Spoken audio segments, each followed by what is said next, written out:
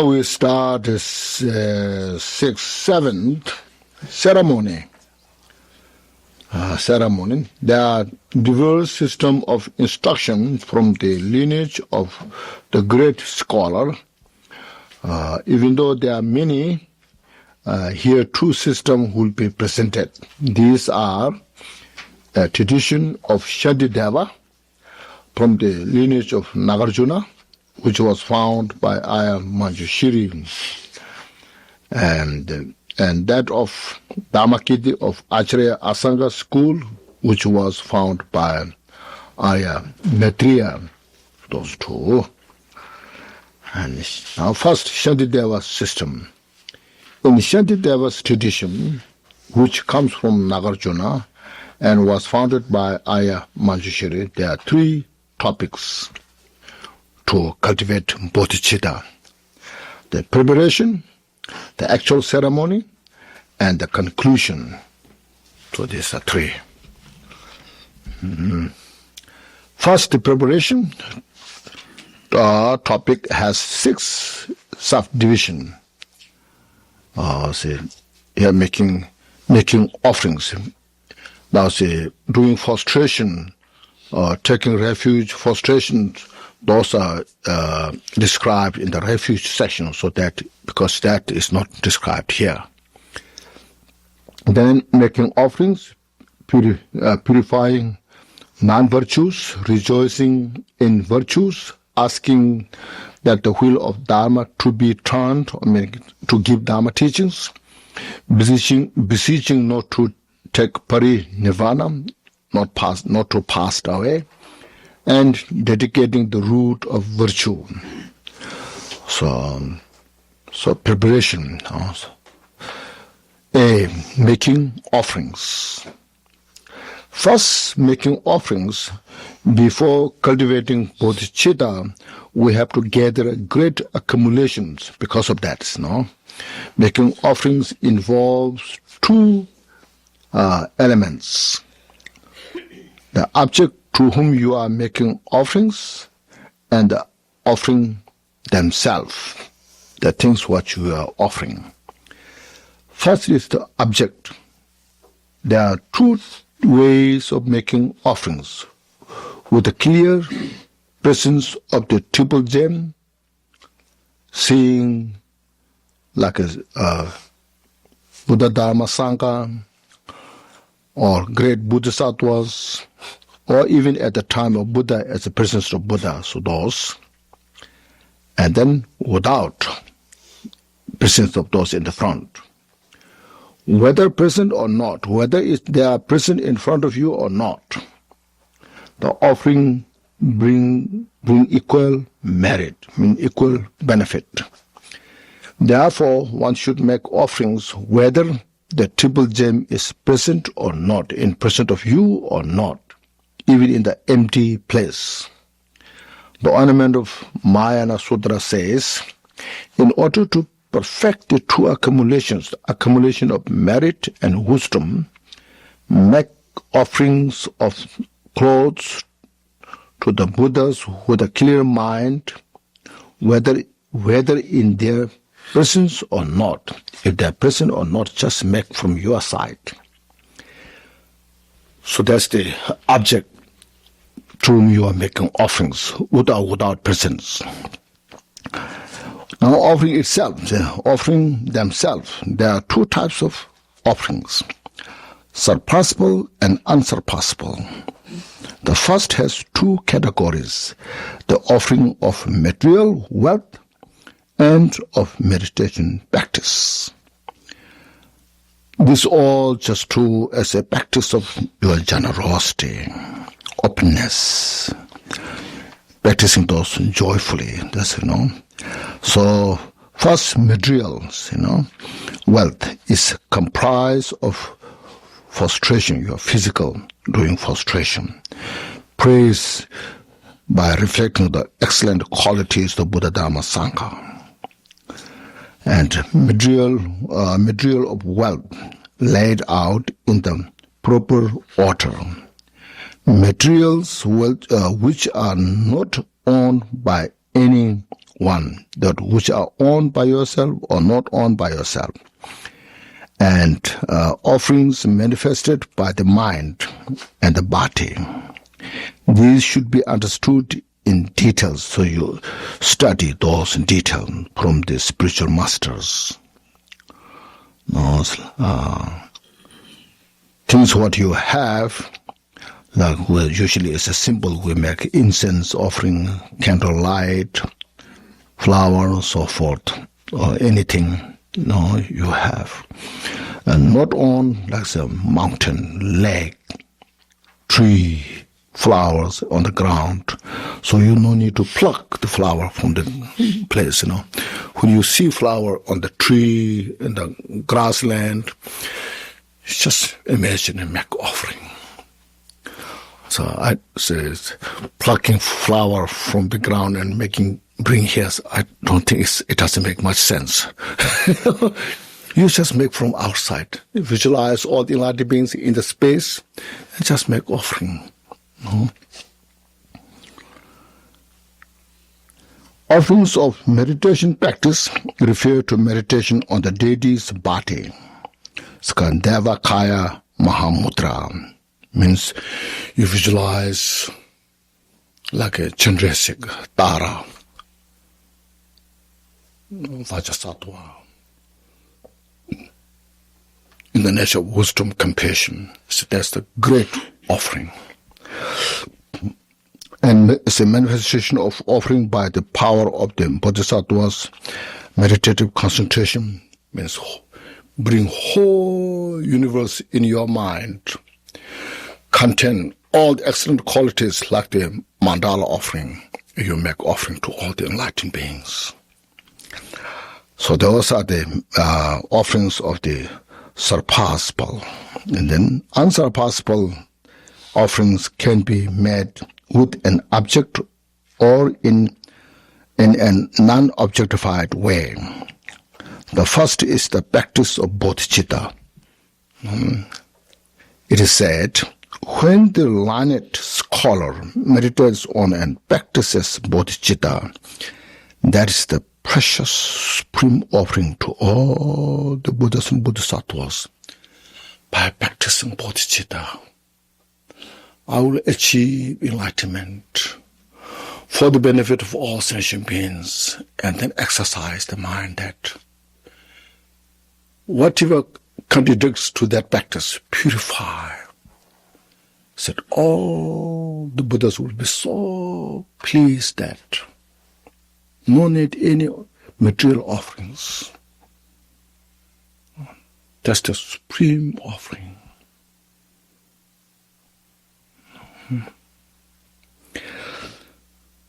So that's what the mental exercise. Second, he says, non-objectified offering consists of meditation on the meaning of the selflessness. This is the supreme offering. The son of the gods, Sustita Mati Request Sutra says, a bodhisattva who desires enlightenment will make offerings of flowers and incense, likewise food and drink,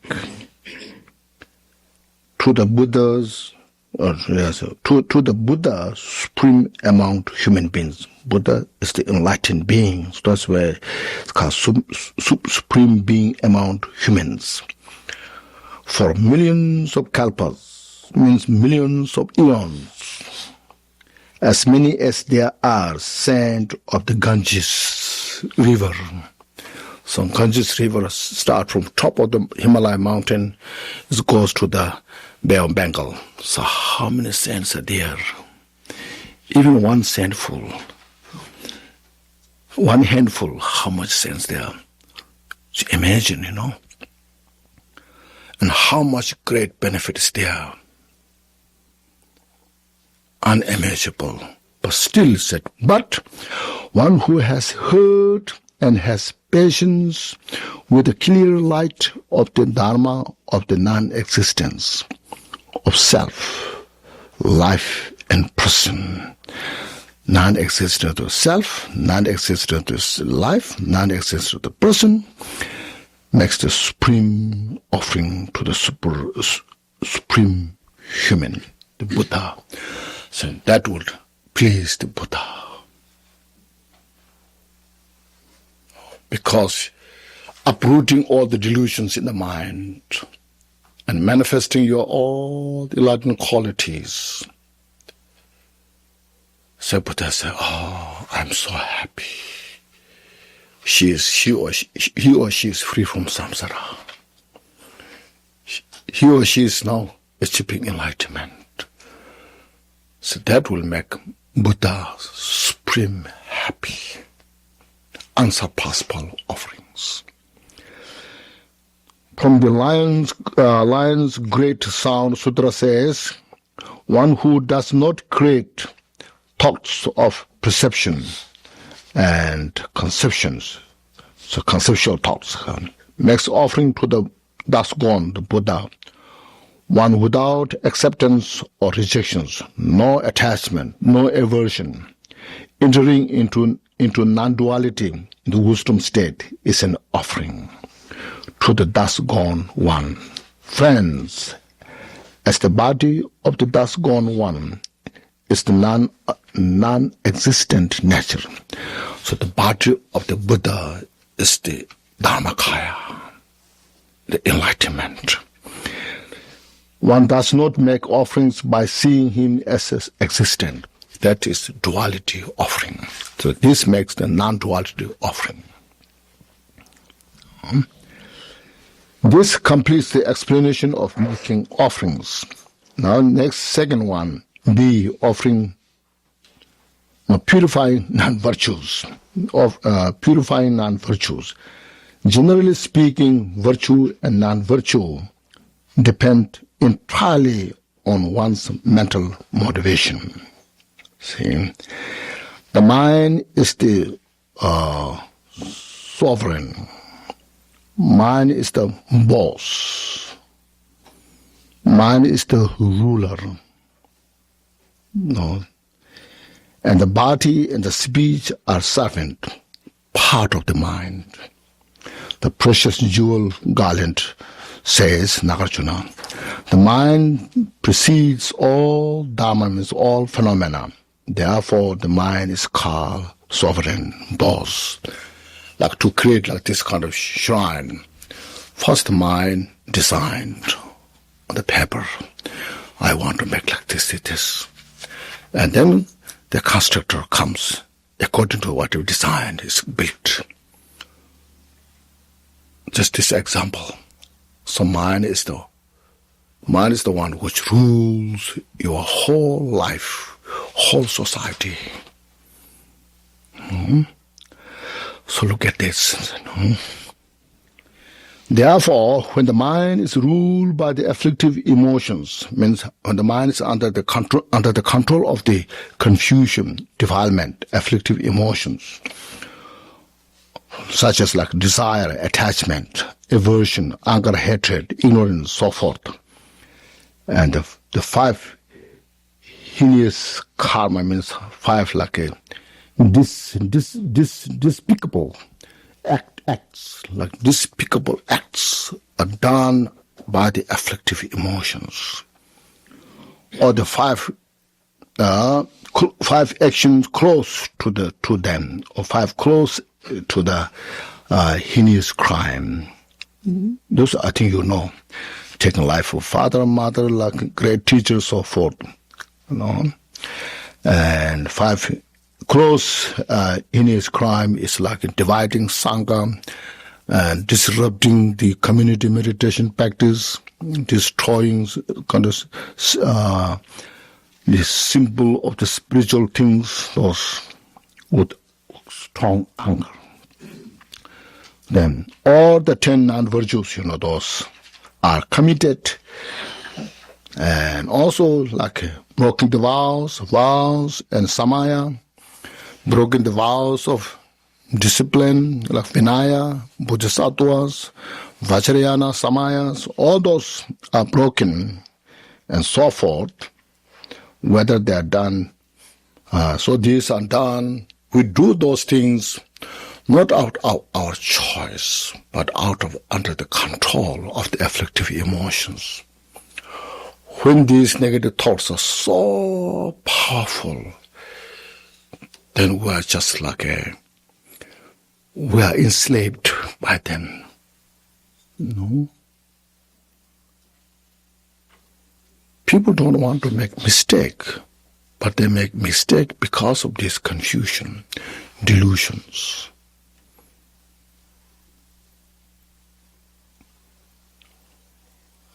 So that by yourself, yes, and done by oneself, whether done by oneself or by asking others to do it, or by rejoicing in others' deed. This called non-virtues is so precise, clear. Not only that, see, even if you hear the precious Dharma, or contemplate, or meditate on it, still it is non-virtue. So with the attachment, with the anchor, you hear Dharma, you contemplate Dharma, you meditate Dharma with a resentment, with attachment. So still, even though it's Dharma, but Dharma not become a cause to purify them, but you maintain your non-virtue. So it becomes a non-virtue. Meditate on it still is non-virtue. See? If the mind is overrun by afflictive emotions of desire and aversion, so forth, like pride, jealousy, the result of this is suffering. This all, just see, as I mentioned, this is not culture. This is not a belief system. It transcends all the cultures. This concerns the reality nature of the whole samsara, whole world, see. So the precious JOL Gyaltshen says, desire, attachment, aversion, ignorance. They are the non-virtue, and the karma or cause created thereby are non-virtues. All suffering comes from non-virtue, as do the lower realms, which we call lower realms. There's no special call lower realm. It's because the degree of the suffering. No? So all the undesirable in the world comes from these three. Just look at it. On these three, then you add two: pride, jealousy. So these five afflictive emotions. They are called the 5 or 3 cronies. They work each other so well. No, they support each other. They manipulate, no, and they ruin all the peace and happiness of individuals in the world. You see, and without our awareness.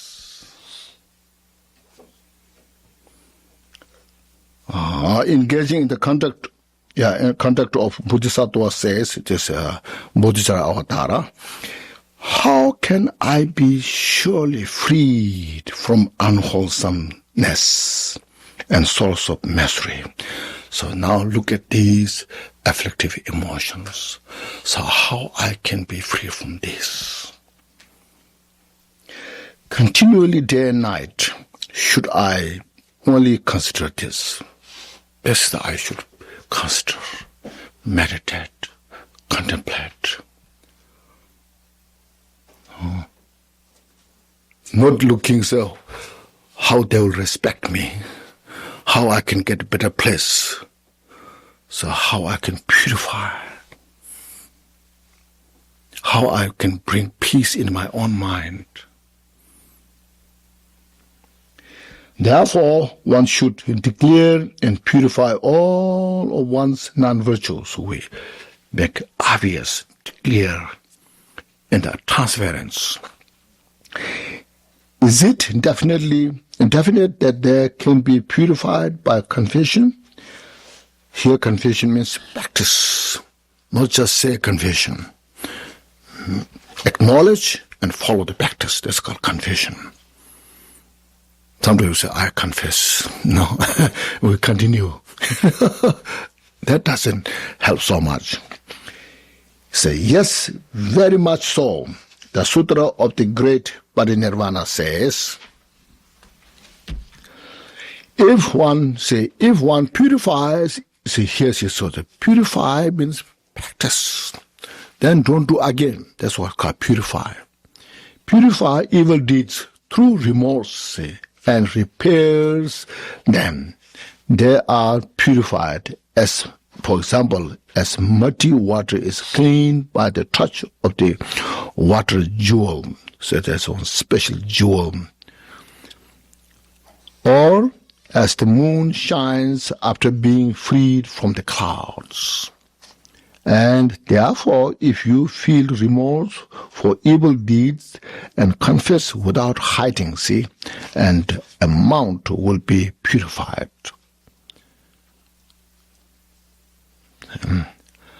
How should one purify? Now said, the first is purification is very important. If you purify, can purify. Because they get these thoughts, non-virtues are created by the mind. Now you change the mind. Now this is not good. I purify. So now how to purify, see? Purify through the doors of the four types of power. There's a four power method how to purify. Showing the four Dharma Sutra says, Maitreya, Buddha saying to Maitreya, when a Bodhisattva, Mahasattva, possesses the four powers, four methods, evil deeds and their accumulations will be defeated by them. So now what are those four? Say, what are they? They are the power of remorse, the power of antidote, and the power of resolve, and the last one, the power of reliance. First, the power of remorse means, see, the full power of remorse involves a feeling of great regret, remorse, regret over the previous evil deeds, in full declaration and confess in front of objects like Buddha, Buddhist spiritual masters, or your best friends. How should one bring about this feeling of regret? So there are three ways to generate regret. Regret means here, as mentioned, remorse is accepting, acknowledging. Says, I made mistake. So you acknowledge it. So listen, by investigating the meaninglessness of non-virtue, all the non-virtue that I've created has no meaning. In first place, one, by investigating fear of its result, how much suffering will bring from that. And the third one, by investigating the need to be free from it quickly, swiftly. Now the first one, meaninglessness. So sometimes, so this is how we create negative karma. Sometimes I've committed evil deeds to subjugate enemies, destroy the enemies. Sometimes to sustain my relatives. Sometimes to protect this body, my body. And sometimes to accumulate wealth. So these four purposes. So relatives means like our families. After I die and go to the next life, these enemies, relatives or family, places, means relatives and family places, body and wealth will not follow me. They won't follow me. But the negative karma, the non-virtue that I have created, and obscurations from the evil deeds will follow me here, wherever I am born, giving me no chance to escape. Means I have to pay the price. All the things that I have did. No. So just look at this so precise now, clear. First contemplate on this. In the negative things we did, For what? To protect my body, my wealth, my family, or my fame, my enjoyment, these things. The householder Beijing requested sutra says, parents, siblings, sons, wives, or husband, here should also put here, wives or husband, servant, wealth, and other relatives will not follow beyond death. After death, they will not follow. But one's need will follow. Virtue or non-virtue, the deeds will follow, like the shadow. This doesn't mean don't care this, then. No. Of course we should care. And also, when the time of great suffering has come, is the death, my son and wife or husband will not become refuge. Suffering will be experienced by myself alone. I'm the only one who will suffer that time. At that time, they will not take my share. Means suffering that I have, they cannot share. It's not that they don't share. They like to share, but cannot share. So my pain, suffering, say, please take this little bit here. Or they say, yes, I'll take this. No, so I cannot do this. I'm the only one who have to accept this. So look, this, just meditate.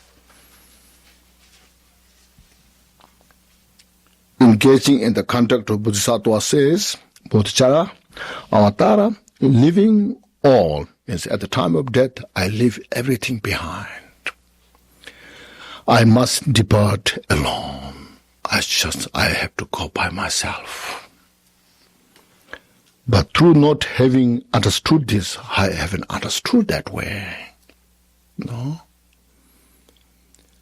I committed various kind of evil, means I committed a lot of negative karmas.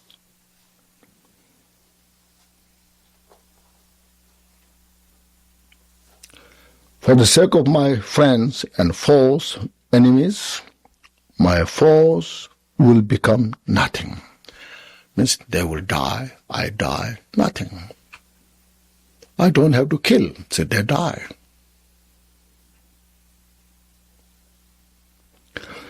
I too say no, yes, foe will become nothing. My friends will become nothings. All my relatives, friends, they will also die, I die, nothing. I too will become nothing. Likewise, all will become nothing.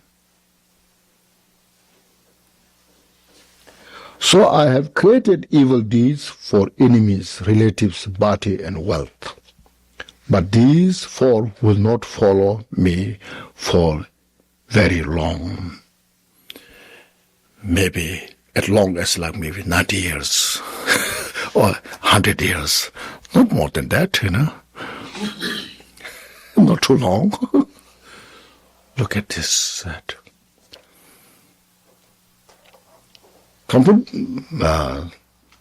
But negative karma that I've created will follow life after life. No? Contemplating that these evil deeds are extremely troublesome and of little benefit, so very little benefit. And that's the troublesome, the suffering is so much. Generate great remorse. I did it without much benefits. Through my attachment, through my anger, I did it. So that's the, first is called, through the, without much benefit, we created negative karma. Now, second, the result, second, the fear of result, if you think that even though evil deeds may have little benefit, it's maybe little benefit is okay, if you say that, they will not harm you. then meditate or contemplate here on this second meaning. You should investigate the fearsome results of evil deeds and generate regret. Furthermore, we should fear evil deeds, fear the evil deeds. First, you say, at the approach of death, while dying, and after death. First, say, fear at the approach of death. Thus, at the time of death, or at the time death approaches, the evildoers, those who have created negative karma, experience the inconceivable suffering. Means mentally, first of all, they may have great regret. My life has been so non-virtue, not virtuous. Suffering of being, say, pierced by pain, mentally those pain, and physical pain as well, and so forth. It is said in the Bodhicitta Avatara, while I'm laying in the bed, although surrounded by my friends and relatives, all my close friends, relatives surrounded, they are lamenting. They have such a great compassion on me. The feeling of life being severed will be experienced by me alone. All that I have suffering, I have to experience, so I cannot share to them. How desperate. But what is reality nature? Look at this, meditate. The second, while dying, say. Second, the fearsome result at the time of death. This is all metaphor, not necessarily some individuals there, no. This is metaphor. The black, fearsome Lord of Death holds a lash, means now we are lashed by the death. Now we are definite to die. Lash in his hand, which he ties to our necks and leads us into the hell realm or hungry ghost or any other lives. We are tortured from behind by numerous beings who hold various weapons. We feel that like a lot of fear at that time. Sticks, special knives and so forth, which gives us the pain, fear, uncertainty. And in this way, we experience much suffering. Thus, engaging in the contact of Bodhisattva says, when seized by the messenger of death, what benefit will friends and relatives offer? My merit alone shall protect me then. That time, if I practice meditation, that will help me. No one can, But upon that, I have never relied. Means I have not practiced. I have not prepared. Look at this. Now these are just, looks like a little scaring us, But but behind all this is there's a great wisdom how to prepare, not to experience this kind of suffering. We prepared, meditate, practice. So this is the purpose of our meditation practice. Usually we don't like to talk so much about death, isn't it? Sometimes we say, I don't afraid about death, but I put the subject aside.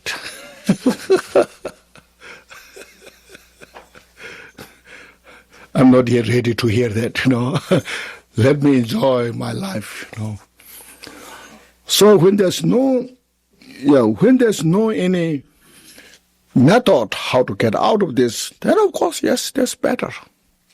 for the time being. But since we have these so precious Dharma teachings to reveal our nature, to see things, so it's good to reveal, manifest this, and prepare. See? The letter obtaining says, Nagarjuna, I think, maybe it's that thing. The leisure of time catches, means when the time of death comes. Your necks and the fearsome lords of death tortured you with their sticks and whips and haul you away. As I mentioned, this is all a metaphor. We feel like that. Something like when you're paranoid in the house, you're alone. When they make sounds, there's some entities coming.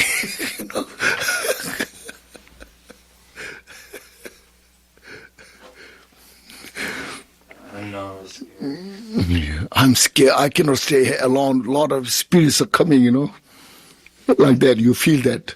But when you are relaxed, you are calm, peaceful, nothing bothers you, Perhaps you think you will not be afraid of Lord of Death, the Lord of Death. In that case, engaging in the contact of Bodhisattva says the Bodhisattva by Shantideva. Purified is the person today being led to a tortured chamber, like those who are subject to persecution. So now this person will be persecuted. So now he should take to the place to the persecute. That's saying. Now today is time come that the person will be persecuted. So today being led to a tortured chamber. So then when you look at the person's face with dry mouth, dreadful sinking eyes, the eyes are sinking. See, and his entire appearance is transfigured.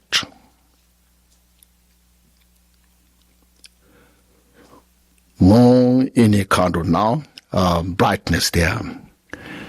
What need to mention the tremendous despair when sticking with the disease of great panic, being clasped by the physical forms of the frightful messengers of death. So no need to mention. Look at that. So I must prepare. So these are the explanation.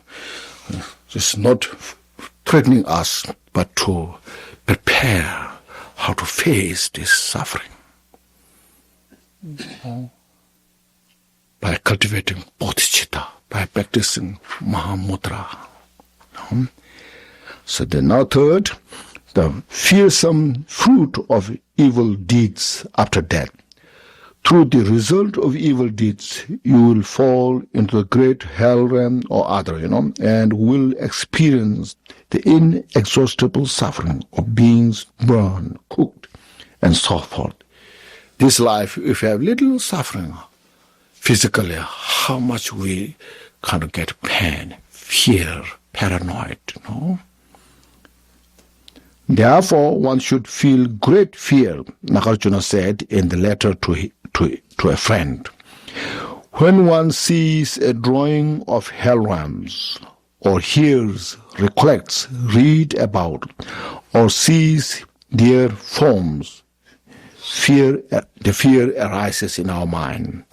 No need to mention what happens when one experiences the intolerable result. That's the other day when we went through the suffering section, like animals, there's some the animals, they are tortured so much and they have no freedom. No one protects them. How much suffering is there? Look at that. If that comes to me, what should I do? Look at this. Feel those suffering in your heart. So I must do something. Therefore, the result of evil deed is fearsome, as one should feel remorse. So that remorse means that negative karmas that I have created is not worth it. It's useless. I did it without benefit. No benefit for myself, no benefit to others. I did it through only delusions. Another say, the third one, necessity of being free of non-virtue quickly. So I should be free from this non-virtue quickly. You may think that it will be sufficient to purify evil deeds in the later part of life. But that is not sufficient. Some may say, oh, let me enjoy my life. So I will take care of that later when I'm retired.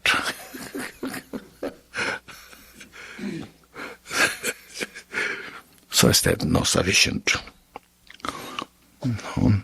You should purify quickly. This is because there is a danger that you might die before your evil deeds are purified. Engaging in the context of Bodhisattvas, says Shantideva. But I may well perish. I may be gone, before all my evil deeds have been purified. So please protect me in such a way as will swiftly and surely free me from them. So give me strength, wisdom, awareness, vigilance. I'm free from this now, all these non-virtues. If I think that I will not die before purifying my evil deeds, then I should understand that the Lord of Death will not be concerned with whether I have purified my evil deeds or not. Lord of Death will take any opportunity to take my life. Engaging in the contact of Bodhisattva says, the untrustworthy Lord of Death, may you can rely on. Wait not for things to be done or not done. You will not see. Or now you have finished your job, so you go. So we'll not see that. Whether your job is done or not, we'll try to take any advantage. Whether I'm sick or healthy. So some sick people stay long, and some healthy people die suddenly. That's what I'm saying. The Lord of Death will not say you are sick, so you die before. You are healthy, you stay later. No? This fleeting life span is unstable. Therefore, since my life force cannot be trusted, I should confess, purify quickly, because there is a danger that I might die before purifying my evil deeds. This means I have precious human life. I can purify all my negative deeds, unwholesome deeds.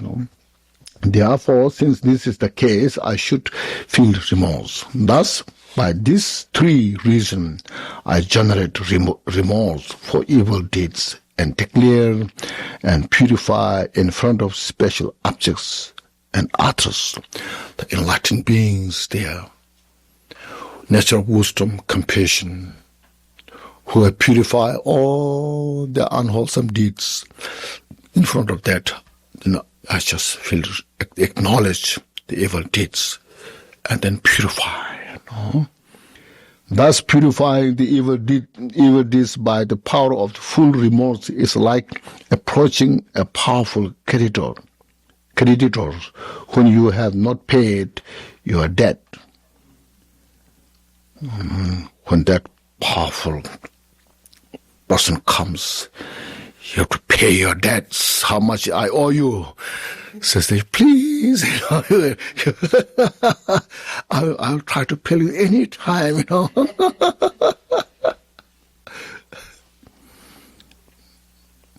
In all times, Angulimala, the evildoer who killed 999 person, achieved the result of Arhat by purifying all his evil deeds through the power of full remorse. See? negative karmas that we did, we can purify. So it's such wonderful,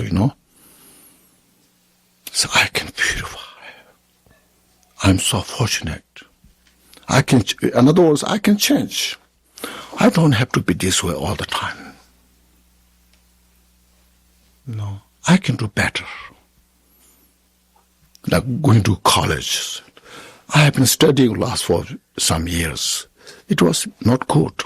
Now I can study better, make a better student, get a good degree. Or Dharma practitioner, so I can do better. Change my life. This is the purpose. First, look at the disadvantage of all this mistake. Evil deed means mistake we made. Mistake, the cause of suffering we made. It's not good for me. It's not good for others. So for my interest, I have to improve. This is what it's basically saying.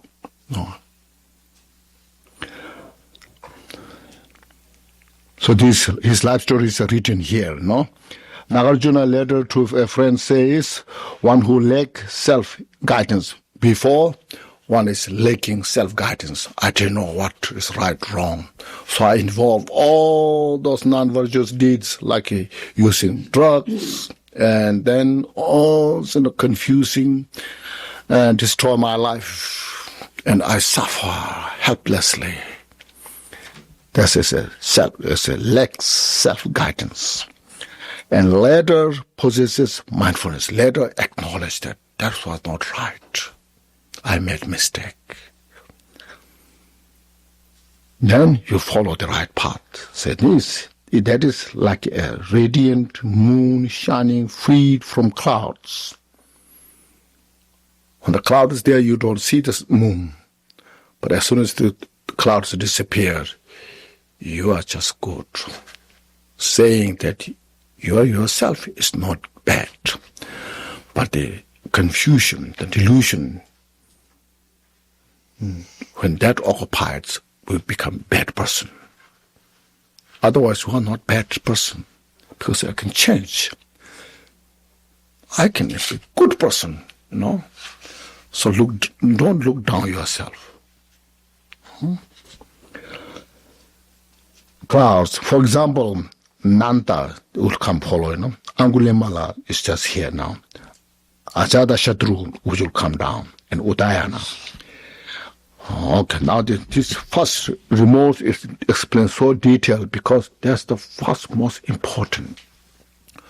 Without acknowledge our mistake, then we will not interest to purify, to do any better. So that's why the first remorse explains so detailed that we accept and acknowledge our mistake, cause of suffering. When we acknowledge that, then all this others will come slowly. The power antidote, second one, the complete antidote to evil deed is the practice of virtue. See, it causes the exhaustion of afflictions. See, the afflictions, afflictive emotions are the root cause of the suffering. The collection of the Abhidharma says, to oppose the karma of evil deeds performs the antidote, even if it has been created. The result of the non-virtues can be transformed to something else by the power of the antidotes, even though you have already created negative karma. But if you bring the antidote, and it can transform, it can change. The treasury of the Daskon one says, purify evil deeds by meditation on emptiness. So when you meditate on emptiness, it purifies. Diamond Sutra says, reading the profound sutra purifies evil deeds. Not just like parrot, bird reading, but you contemplate the meaning and read like Heart Sutra, Diamond Sutra, those. Establishing the three primary commitment and the Subahu request sutra says, reciting of the sacred mantras purifies evil deeds like Vajrasattva, 100 syllable mantra. Meditate, then recite mantra. That will purify. The flower heap sutra says, making offering to the Tathagata stupas purifies evil deeds. The sutra chapter on the body of the Daskon one says, evil deeds are purified by making images of Buddha. And furthermore, it is said, evil deeds are purified by listening to the teachings, reading the text, writing text, and so forth, according to your interest in virtuous deeds. Whatever you're interested, like making copies of the text, making available to others. It's because there's giving wisdoms. This specialist is also interested. The discourse on discipline says, one who committed evil deeds can purify them with the virtue, and radiant in this world, like the sun and moon, emerge from behind the clouds. So it said,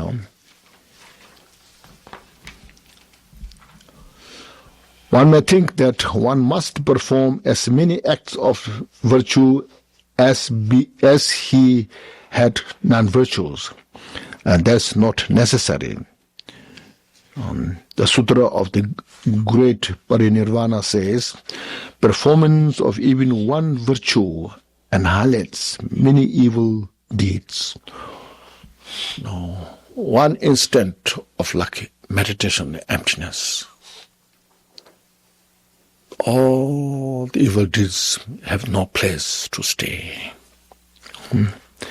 For example, say, as a small vajra, historically vajra is supposed to be very powerful. Split a big mountain. This is good to say, a small fire burns all the grass. Huge grass, heap of huge grass can burn by one instant of fire, like one stick of the match. And a small amount of poison kills sentient beings. Small poison will kill like big elephant. In the same way, a small virtue purifies great evil deeds. Therefore, it is important to make effort toward virtue. This is now giving you inspiration. So I have committed such a negative karma. How I can purify? So shouldn't have that kind of disheartened mind. So I can purify. The Golden Light Sutra says, one who created abominable evil, huge amount of evils, over 1,000 kalpas, by confessing it all once will fully purify, acknowledge, and then purify. That will say purify. To illustrate the complete purification of evil deeds by antidote, consider the example of a person who falls into a filthy swamp, and after his escape takes a bath and anoints himself with fragrance, so he is fresh. Once he falls down in a very filthy, smelly swamp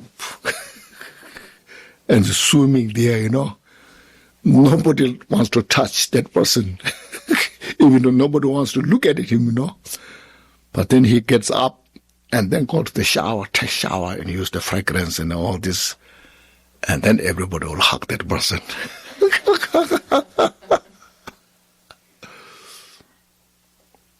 These are good examples, In old time, Udayana, an evildoer who killed his mother, practiced the power of the complete antidote, purified his evil deeds, was reborn in a God realm. It's called forgotten God realm there, and achieved the fruit of stream inter. This Uttayana, the story is also translated here.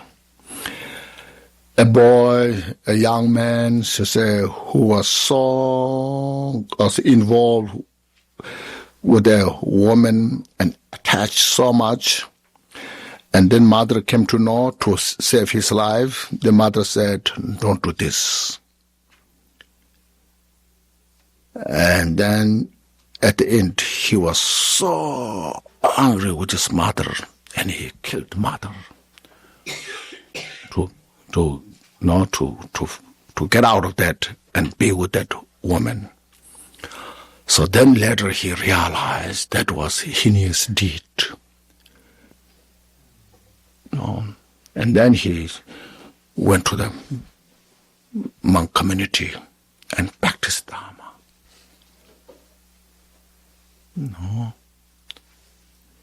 So even though he was not achieved Arhat in that life because he killed mother, but because he done so much purification, such a great remorse, and then practiced meditation with full attention, then he was born in the forgotten, the God realm. And then he looked why I was born here. And he saw that because of the Dharma. And then just immediately went to the Buddha and received teachings. Then he achieved this, you see. It's called the fruit of stream entering. Thus it is said, one who lacking self-guidance and later possesses mindfulness is like a radiant moon being free from clouds. For example, the Nanta, Angulimala finish, Ajata Shatru, now Uttayana were to finish too. So now the power of resolve through fear of causes happening in the future, one ceases to commit evil deeds. Resolve now not to do again. Engaging in the conduct of the Bodhisattva says, I beseech all the gods of the world, means all the enlightened beings, please listen to me. To please accept my evils and wrong deeds, since these are not good. In the future I shall do them no more. What I did was wrong. I made a mistake. Now I will never do again, or I will not repeat again, because it's not good for me. It's not good for anybody. All evil deeds are purified by the power of the resolve, as if turning the course of a dangerous river. So there's from a valley, a stream just runs through the field, and every year it washes all your field. If you turn that direction of that river to other side, then it's completely safe. Also like that, see. We have been doing same thing, the wrong, in the same thing like from countless lifetime in the samsara. Now today, I change this habit. I purify. I will never repeat again. See? In all time, Nanda, who evildoer who was very attached to a woman, attained the fruit of arhatship by purifying his evil deeds through the power of resolve. This also life story is translated. So Buddha was so skillful when he was, Nanda is a nephew or cousin of Buddha, So Buddha noticed that he was so attached to his wife. There's no benefit. Neither benefit to the wife, no benefit to him. So to help Buddha so skillfully first show the suffering of samsara. and show the God realm, the pleasure of the God realm. Still, no matter how much you enjoy the God realm's pleasure, still you are bound to suffer in samsara. So he got complete renunciation and achieved the Arhat, free from samsara. And then he helped all his people. See?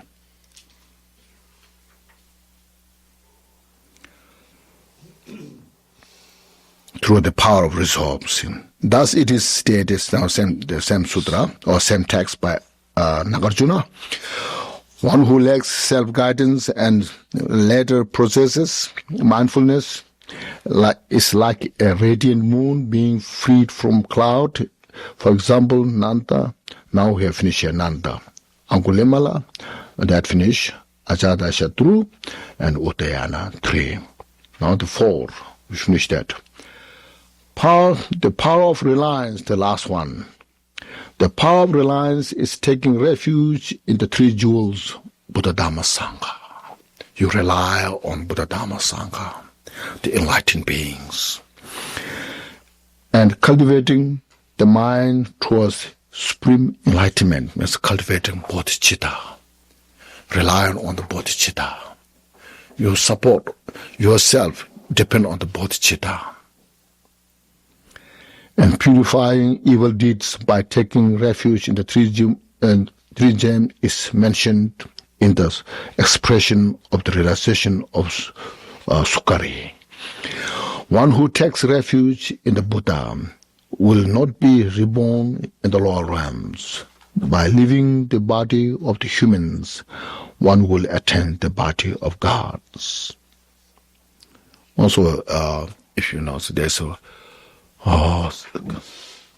the stainless jewel, a son of God, in the 33 realm of the God realm, very famous God.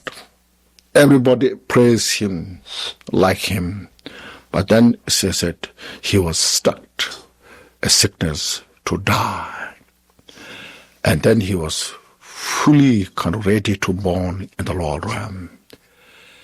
And then he could not accept that. And he was desperate to get help.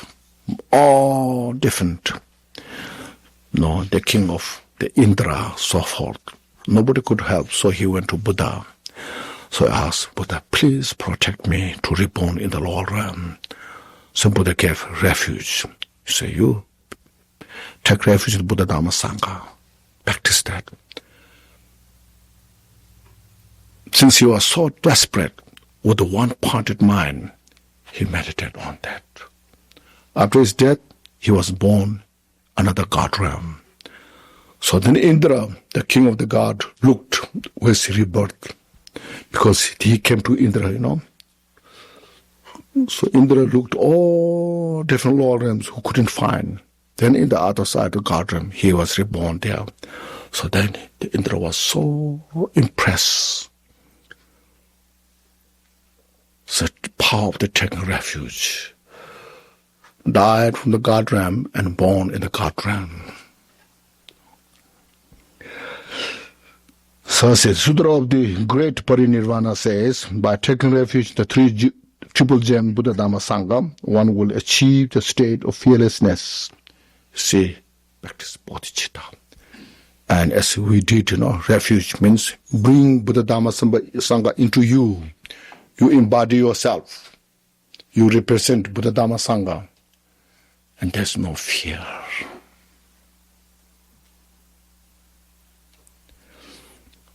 Purifying evil deeds by cultivating the mind of supreme enlightenment is mentioned in the planting the noble stock sutra.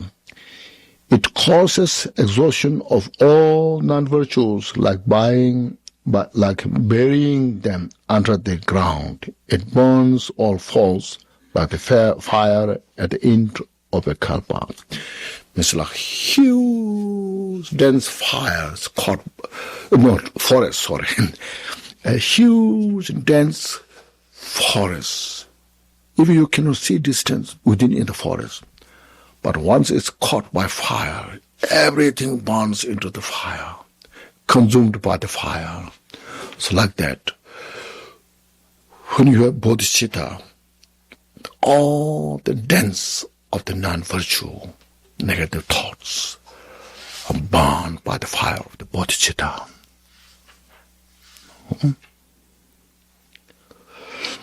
Engaging in the contact of bodhisattvas, Shantideva says, like entrusting myself to a brave man when greatly afraid, by entrusting myself to this awakened mind, I shall be swiftly liberated.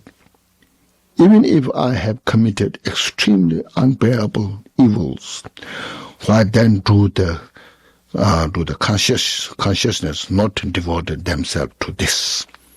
This, for example, a person who committed such a breaking the law in the country, and that person understood how much he broke the law, he may be persecuted, executed, and immediately he goes to the country which is most powerful and request him to protect. And if that person is accepted, then he has no danger. So likewise, if we have made such a negative karma,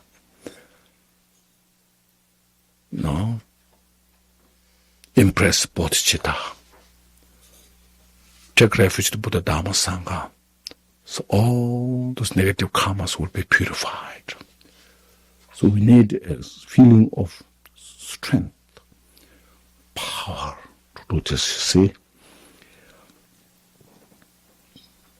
Thus the power of reliance purifies all the evil deeds, like say being protected by powerful persons, or like poisons expelled by mantras.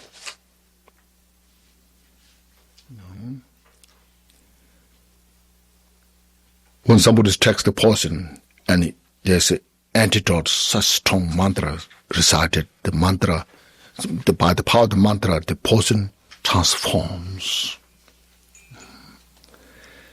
In all times, at the time of Buddha, Ajatashatru, the evildoer who killed his father, purified his evil deeds and became a bodhisattva by practicing the power of reliance. Ajatashatru, he was a very famous king in Rajgir, and he, due to many causes, condition, he killed his father. He hurt Buddha. He caused divide to Sangha. All negative things he did. Then, later part of his life, then he was sick, caught such a kind of disease. Nobody could help. So the king of the physician that time said, I can't help. Maybe you go to Buddha, request some protection. And he said, I can't, because I heard Buddha. I heard Buddha's disciple, my father. So Buddha will not accept me. And the king of the physician said, go. Buddha has no any prejudice, anybody. Anybody who comes, it helps. So then the king said, in that case, can you help me? They said, yes, I will help you. So then he proceeded. Buddha was gathered, thousands of disciples giving teachings. And Buddha said, welcome the king. And he thought, of course, he's so much guilt, because he did all the mischievous things. And he thought, this is not me, must be somebody great king coming from somewhere else. And the third time, Buddha said, Ajatashatru, welcome, the great king. And he immediately fainted there with the emotions. And then he revived. And then he apologized. So I purify all my negative evil deeds, including all sentient beings. No, with this I have purified. And Buddha was so pleased. Buddha said, I'm so happy you did this. Not only yours, but all sentient beings. Means he's cultivating bodhicitta. See? So then Buddha talked more about bodhicitta. He practiced that. And he purified all those negative deeds, you see. And he became bodhisattva. See, you see. So we all should inspire. See?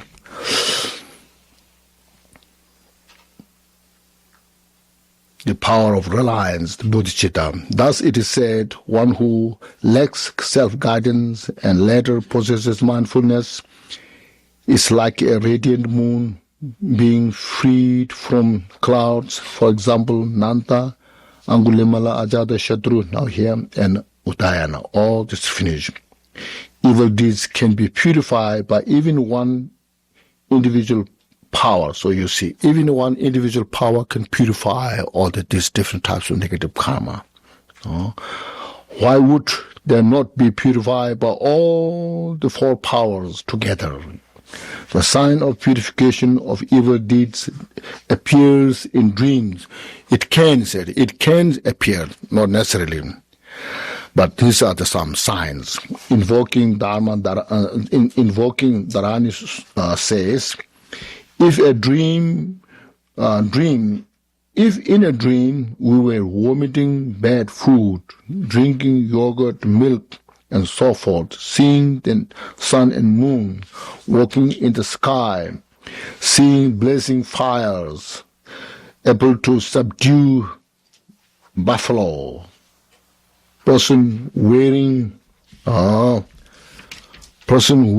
black clothes, seeing a gathering of bhikkhus, monks, full monks and nuns, bhikkhunis, climbing on a milk-produce tree, or riding on an elephant or a bull, or on the climbing on the mountain, or lying throne, or mention, or hearing Dharma teachings, and so forth.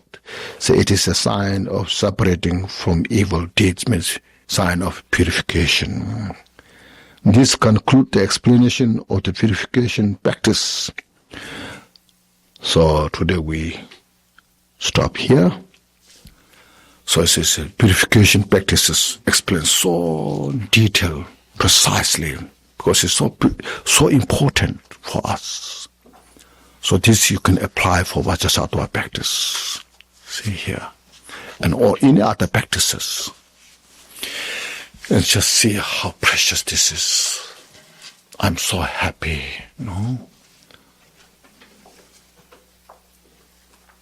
How I can be a better person.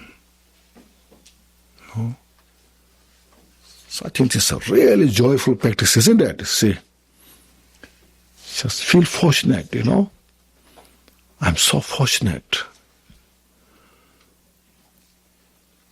Of course, we all make mistakes, no doubt. But there's a way to get out of this. And silent, bodhicitta, emptiness, taking refuge. So these are support to cultivate bodhicitta. Because with a heavy negative karma, we cannot cultivate bodhicitta. It prevents, it becomes the heavy negative karma, unwholesome deeds are the impediment which prevents we to cultivate bodhicitta. More we purify, we understand better bodhicitta. Makes more sense and cultivate. That's how we become bodhisattva. See? So now you see step by step how important you see how we create bodhicitta. First look at what bodhicitta is. and how many different types of bodhicitta. Now, what kind of person you have to, from whom you have to cultivate bodhicitta. And now, all the process is step by step going through. It's like a aeroplane manufacture place. All the necessary things you bring together first to prepare, place to manufacture the aeroplane, The aeroplane of bodhicitta, you see.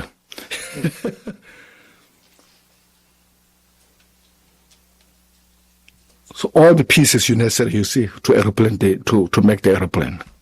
Same thing like here. Then by that all combination causes that way you need material things to make the aeroplane. All the engines, wings, all this. And once you made aeroplane, then it flies in the sky. Likewise, bodhicitta. Through this all combination necessary, you create a bodhicitta. Then you fly from samsara to the nirvana,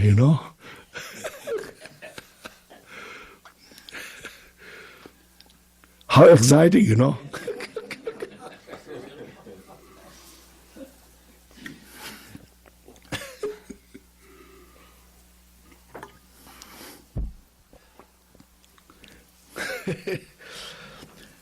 Okay, now please reflect. First I say, please take a deep breath.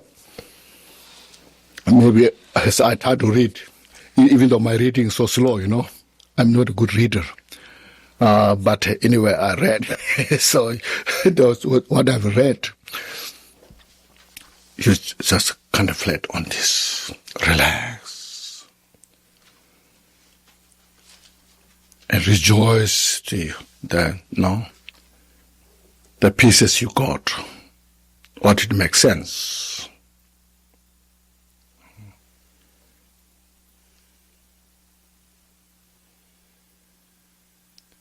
So look at the books, how many different quotations the Gampopa brought together from many great writers, including Buddha's teaching. How precious this is.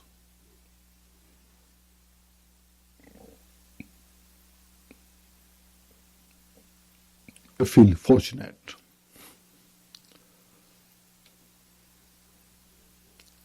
So now I know how to purify all my negative karmas.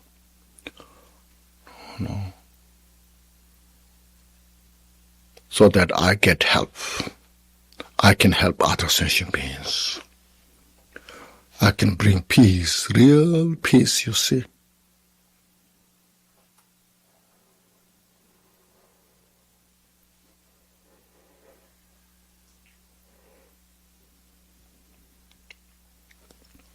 So with this mind, we'll say a short dedication prayer. Please open page 32.